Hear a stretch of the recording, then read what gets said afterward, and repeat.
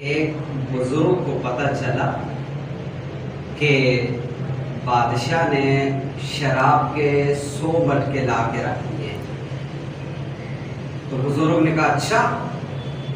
اس نے ڈنڈا اٹھایا اور اٹھا کر کے مٹکوں کو توڑنا شروع کر دیا. 1 2 3 4 99 توڑ ڈالے.